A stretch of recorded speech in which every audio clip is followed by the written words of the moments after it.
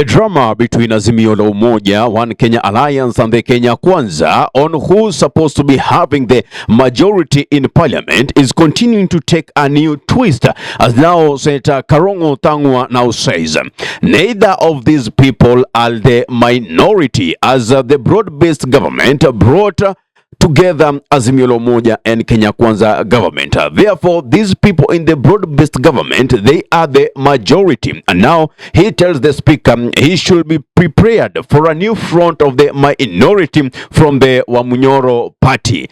What does that mean? It means that the Rigathi Gachagua factor is playing in. But before I analyze that, let me give you the take of Karungo Tangwa. Remember, Azimio and Kenya Kwanza formed broad-based government. So they are actually both of them the majority, Mr. Speaker. I would want you to understand that. What you should be doing is paving the way and creating the way for the new opposition. For the new opposition that will be coming, Mr. Speaker, when Wamunyoro party will be coming to this house, Mr. Speaker. So what I'm trying to tell you, Mr. Speaker, we do not have a minority, Mr. Speaker. Well, he is not wrong to reason in that perspective. Why am I saying so? It is clear that when the ODM, who is part of the Azimio Umoja One Kenya Alliance, gave its members to the government to help them with steering on the issues of this country, speaking about the secretary, speaking about the CS's positions, about John Badi being on the treasury, about Opio and I in the energy sector, having Ali Hassan Joho in the blue economy, and also we have Oicliffe Ongatsi Oparanya in their cooperatives. That means they had now consented to having a joint government, and the expert will be helping this government. Therefore, when the ODM or other Azimio Umoja One Kenya party people say that they are not part of government, it is mere winking of the populace. And we saw the other day people like Junet Mohammed were also driving the narrative that they are going to break down these broad-based government, because it seems like Ruto is not being honest and the entire Kenya Kwanza government about this broad-based government. But what do they want since they're already in this government?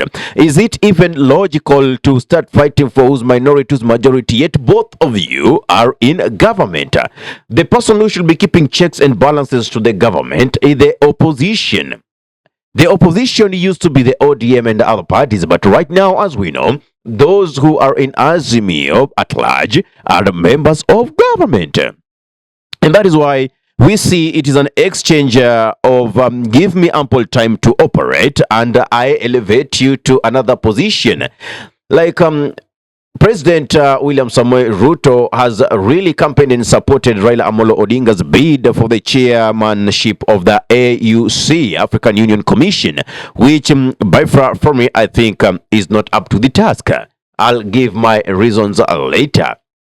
Now, it is so obvious that Ruto did that Odinga gives him ample time to operate, to drive the country in the best way he understands, and lets Odinga retire from the local politics and play on the international scenes, not in the political manner, but now in the capacity of diplomats. Right? So they cannot be coming here to lie to us. Anyway, back to the issue of paving way for the new minority side when Wamunyoro party comes. That is Karungo Tangwa saying. We all know that since Rigathi Gachagua was impeached, there was a huge chunk of populace that sided with him, especially from the mountain region. And that is the moment when William Samoei Ruto began losing popularity. Now, all these factors into play, they are also members of parliament, they are also politicians, leaders, who are in both the Azimio coalition and the Kenya Kwanza Alliance that went direct to Rigathi Gachagua. And these people are a handful. And therefore, right now, the person playing the role of the opposition is Rigathi Gachagua. Actually, he should be declared the leader of the opposition. And whenever they come up with a party, that party is the one that should be taking over the role of the minority side in parliament. I couldn't agree less with Karungu Tangwa. Though, going back to the debate, if they insist they are not part of government, I'm speaking about the ODM, we saw that Millie Odhiambo was arguing this point that you see, one, you cannot declare that, okay, some members of ours ditched Azimio and came to support the government, even though not officially. But again, we also know some of your members also left with Rigathi Gachagua. So it's a bit confusing. It's a bit confusing. So is it a matter, are we following the formalities, or are we just following defaults? Because we know defaults are like, okay, so and so has just left. The technicalities the person has left. But officially, if there's no written documentation, it still means the person belongs to a certain alliance. I don't know what's your thought on this, right?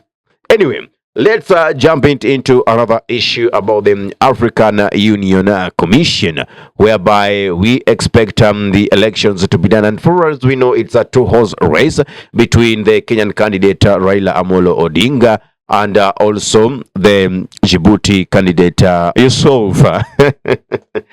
Sorry for that.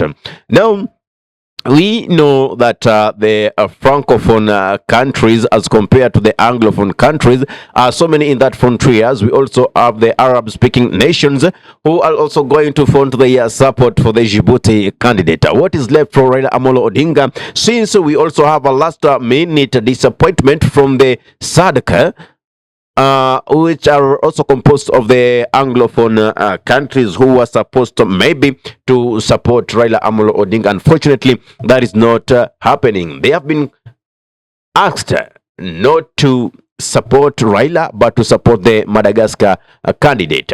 So let us see how this game plays. But again, we have a PLO Lumumba coming into the pitch and saying, you know, Raila Odinga might be Kenya's candidate, but he's not my candidate. He's not fit for the job. You know, you cannot be substituting your incompetence back at home for an international diplomatic role.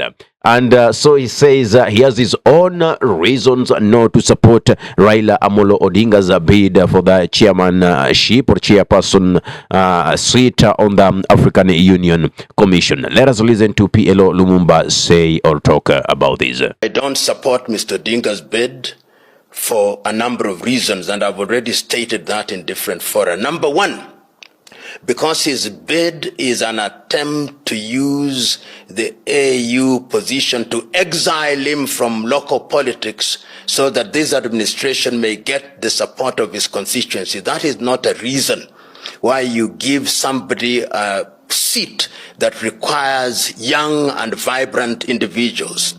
Mr. Odinga is going to be 80 in the month of January. Really, at age 80, one should be writing his memoirs, not competing with younger people for holding an office, which is a secretariat's office. So, and even the manner and style in which she has campaigned is inconsistent with what the spirit of the AU is. There have been people who have held that office, they did not campaign in that manner. President Connery did not campaign in that manner. He was the first. Jean Ping of Gabon did not campaign in the manner that he is. Nkosazana and Lamini Zuma did not campaign in that manner. Mohamed Faki did not campaign in that manner. My own view is that Kenyans and other Kenyans, the Kenyan government may support him, but I believe that he is not my candidate. That's it from the issue of the minority-majority wars and dramas between Azimio Alliance and Kenya Kwanza to the AUC, where Raila is being fronted as the Kenya's candidate. What's your take? What's your thought according to my analysis? If you think I'm wrong, just tell me. If you think I'm right, also tell me, but also give me the reasons as to why you are not in par or at par with my analysis or with the reasons given by various leaders that have just talked on this podcast. Anyway, give us your take in the comment section below. If you're watching from our YouTube channel, kindly subscribe If we are live or we upload content of this nature, you'll be the very first person to be notified. Ahmed Khalif is my name for the unscripted talks here in DURB Radio. Assalamu alaikum warahmatullahi wabarakatuhu. Kwa timba kali za Afrika, DURB Radio ndio mpango mzima.